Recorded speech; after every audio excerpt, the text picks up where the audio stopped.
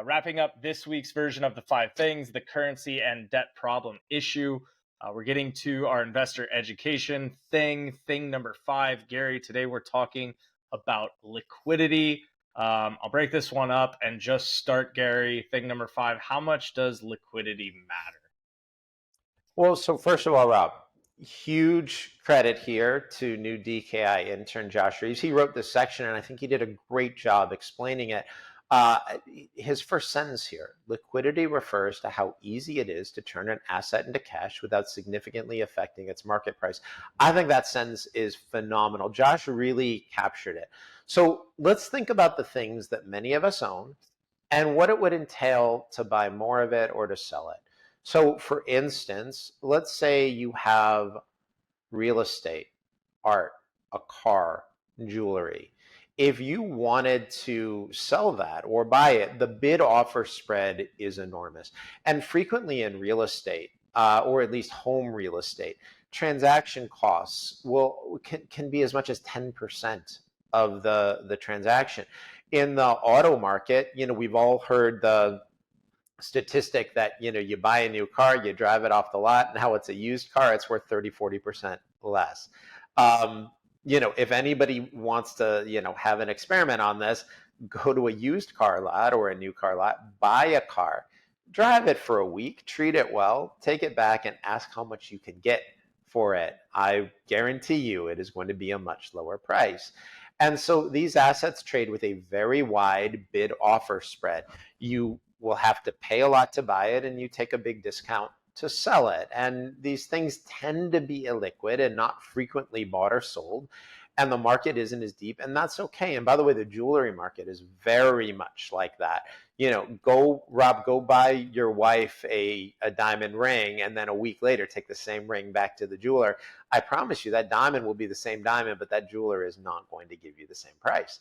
So moving up a little bit into the liquidity, along the liquidity lines, deeper markets might be small cap stocks where, if you want to buy a lot of it or sell a lot of it, you're going to move the stock price a lot.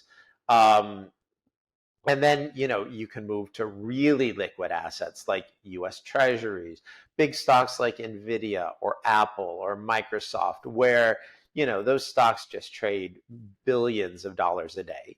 And when that happens, you can buy or sell large amounts without having much of an effect on the stock price. And so when we talk about liquidity, all we're talking about is the ability to trade in an asset, to buy or sell an asset without pushing the stock price around that much. And typically where the bid offer spread, where the difference between how much you pay to buy and how much you receive to sell isn't that wide. Gary, follow-up question talking about like asset prices. How does liquidity affect the actual price of the asset? So it can have an effect in a couple of different ways. So the less common way is a lack of liquidity in a market where you want to buy can actually send the price up. So you see that sometimes in the art market. Maybe you have an artist that only has a few dozen paintings out there, a couple hundred paintings out in the world, and for whatever reason, that artist, their paintings have become more popular, and the price of that will go up a lot. There are more people trying to buy than there is supply available, and so those assets can get more expensive. Now, in the financial markets, we tend to see the opposite. In the financial markets, there's what's called a liquidity or an illiquidity discount.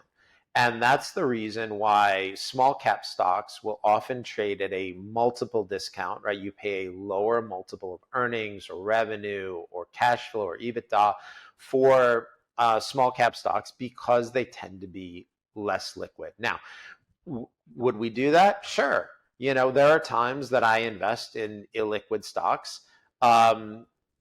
And the reason I do it is because I really like the opportunity and the amount of growth that I can buy, the quality of the business that I can buy, I think outweighs the penalty of owning something that's less liquid.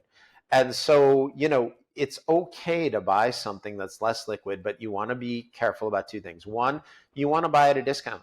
You want to ensure that you're not overpaying for something that would be difficult to sell. Two, you really need to nail the timing. So for example, let's say I'm making this up. Let's say you have a debt payment coming due in 6 months.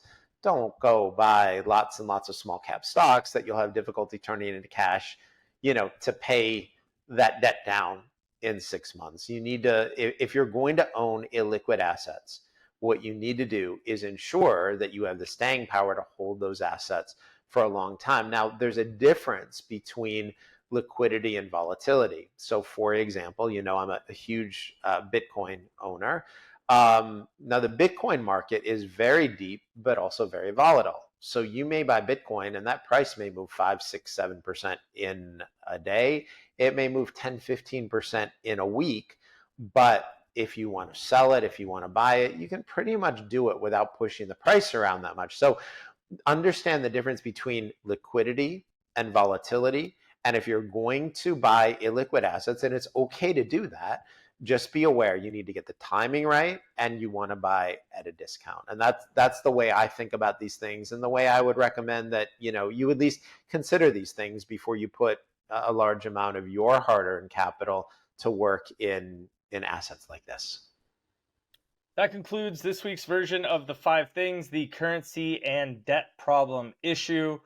Gary, as always, a pleasure doing this with you. We'll be here same time, same place next week.